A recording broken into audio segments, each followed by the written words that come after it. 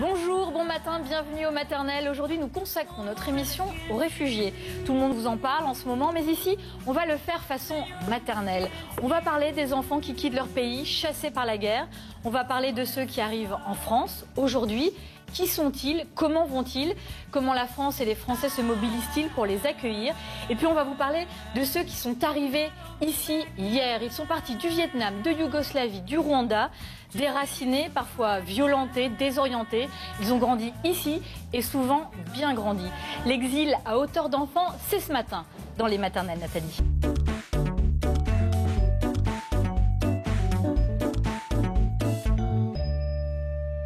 Van, bienvenue sur le plateau des maternelles. Vous êtes né au Vietnam, que vous avez fui à 6 ans en 1983 avec vos parents et votre frère avec les derniers avions de la Croix-Rouge.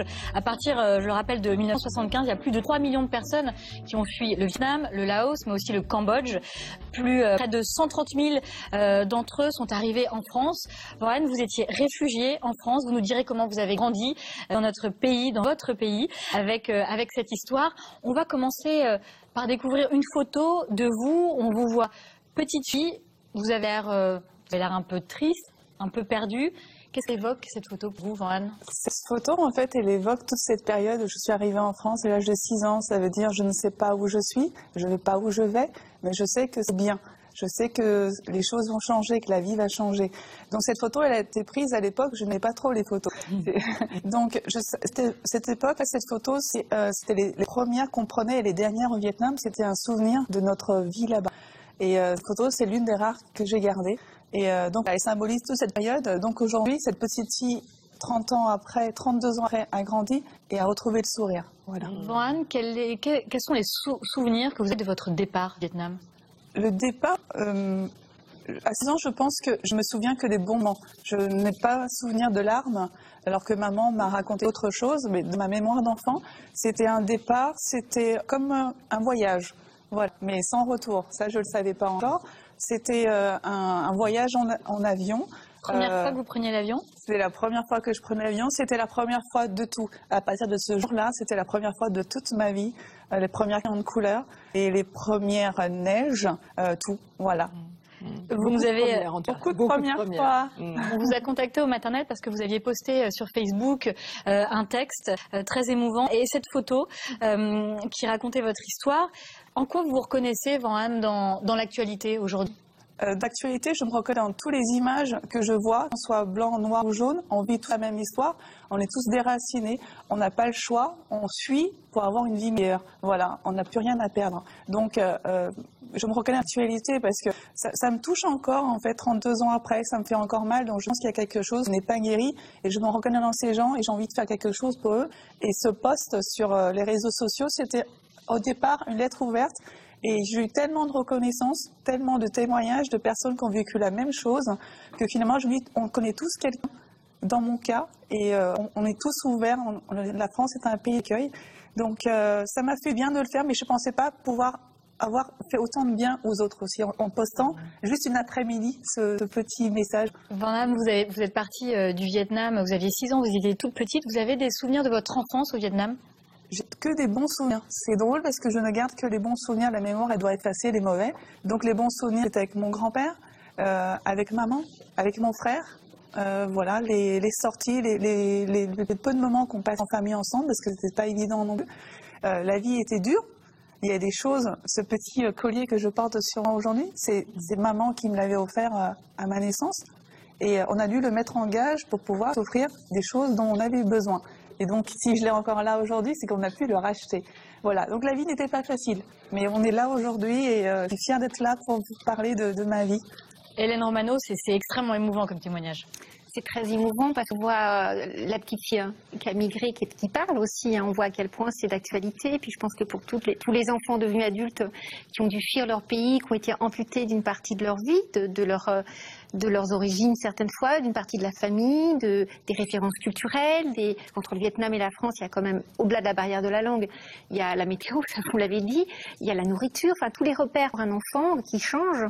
Et on voit à quel point des années plus tard, ça peut rester fort, vivant vivant et ça peut émouvoir et ça peut encore bouleverser.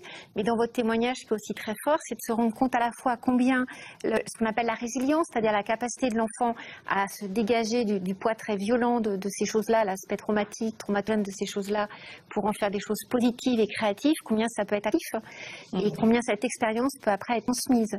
Ça, c'est aussi extrêmement important de pouvoir vous entendre par rapport à ça.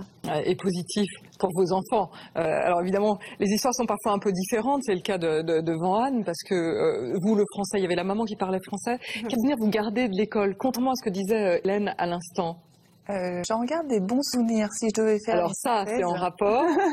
Oui, mais des bons souvenirs qui viennent de la maîtresse. Surtout de la maîtresse, des maîtresses très, très compréhensives, des maîtresses très patientes. Ouais.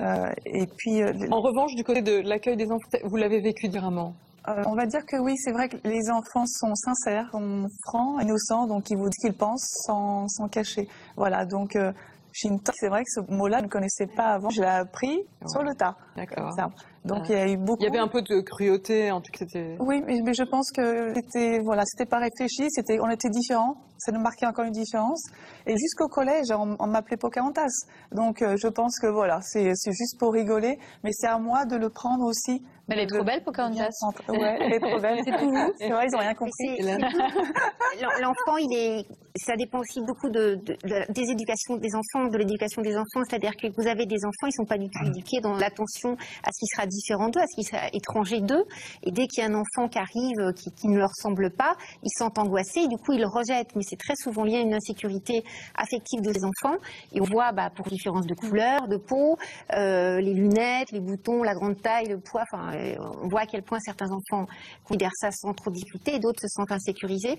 Et puis vous avez aussi des milieux scolaires où on a des enfants, il y a une pluriculturalité extrêmement riche, ils sont tous différents et là c'est vrai que ça se passe mieux. Je pensais à la situation d'un enfant africain qui a été adopté à l'ouest de la France. C'était le seul petit noir dans la classe, ça a été très très compliqué pour lui parce que voilà, il y a des enfants qui n'avaient jamais vu un enfant noir. Donc c'est aussi l'apprentissage du respect de l'autre et il y a beaucoup à faire. L'école est un lieu fondamental qui dépend beaucoup des maîtresses, c'est vrai. Justement, à propos de paroles, est-ce que vraiment vous avez pu discuter, petite fille, ou même plus tard avec votre maman, de ce départ, de cet exil, de cette installation en France, de cette intégration? Je pense que maman a gardé beaucoup de souffrance encore dans cette période, et on en parle par bribes. Donc on en parlait en cette semaine, et maman lâche des souvenirs petit à petit, et on essaie de prendre cela comme un jeu, comme un puzzle, et on refait notre vie d'avant. Voilà, on n'en parle pas beaucoup, c'est pas tabou, mais presque en fait. Voilà, ça fait tellement mal, il y a tellement de larmes, c'est des soirées où on finit par pleurer, donc on n'en parle pas beaucoup, mais on en parle dans des gestes quotidiens, c'est des petits rappels, voilà. Et avec vos filles, vraiment, vous arrivez à en parler? Pour l'instant, elles ont 4 ans et 6 ans et demi, donc je n'ai pas commencé, mais je pense qu'il faut que je sois prête aussi, pour d'abord que je prenne soin de moi, pour pouvoir mieux leur en parler. Aujourd'hui, je pense que j'ai pas encore les mots pour le dire. Parce que je pensais pas, d'après ce que vous avez dit tout à l'heure, avoir cette souffrance psychique. Je pensais que j'étais trop sensible, mais c'est pas du tout ça. La souffrance, c'est peut-être plus une trace, en fait, de tout ce qui a été accumulé pendant toutes ces années. Vous avez lutté, et les enfants ont cette capacité de lutte pour tenir, pour bien réussir, pour être vraiment, éviter les soucis aux parents, montrer que c'était le bon choix. Et certaines fois, on s'oublie soi-même, et c'est souvent des enfants qui, devenus adultes, d'abord aux autres avant de penser à eux. C'est exactement ça. Hélène Romano, on ne peut pas se quitter avant de vous poser cette question. On y tient au maternel. Comment on parle à nos enfants, à nous, des images qu'on voit, des images d'enfants, des images de réfugiés, ces images qui ne sont pas toujours faciles à décrypter quand on est tout petit? Ce qu'il faut leur dire, comment on les accompagne? Il faut absolument pouvoir leur en parler. C'est déjà pas évident. C'est-à-dire qu'il faut leur en parler, déjà leur demander ce qu'ils ont compris. On peut leur, je pense à l'image de ce petit garçon mort sur la plage, qui est quand même passé en diffusion un petit peu partout, que beaucoup d'enfants, même petits, ont vu parce que les parents avaient la télé allumée. Pouvoir expliquer qu'il y a des pays où il y a la guerre, pouvoir expliquer que les parents ont fui ce pays, ont quitté ce pays pour pouvoir aller dans un pays où il y a la paix. C'est important justement d'accompagner, d'accueillir. Ce qu'on doit pouvoir aussi leur transmettre, et vous l'avez dit tous les deux, c'est que moi, papa, moi, maman, on sera toujours là pour toi. parce que les enfants peuvent se projeter en disant mais ce petit garçon qui est mort, est-ce que moi je risque de mourir aussi, ou est-ce qu'il va y avoir la guerre dans mon pays? Pouvoir dire en France, il n'y a pas la guerre, c'est un peu sécurisé actuellement pour protéger, mais si jamais il y avait une catastrophe, c'est ça qu'ils ont besoin d'entendre. Ouais. Si jamais nous on vivait une catastrophe, on serait là, nous, papa, maman, pour te protéger. Tu ne seras jamais seul. Jamais seul. Donc c'est à la fois transmettre le fait que les parents sont là pour protéger leur enfant, mais je pense aussi transmettre à nos enfants l'importance de la solidarité, de la fraternité. Alors c'est les grands termes en France, mais que ça ait du sens pour eux et tout petit on peut commencer à l'expliquer, c'est vraiment important.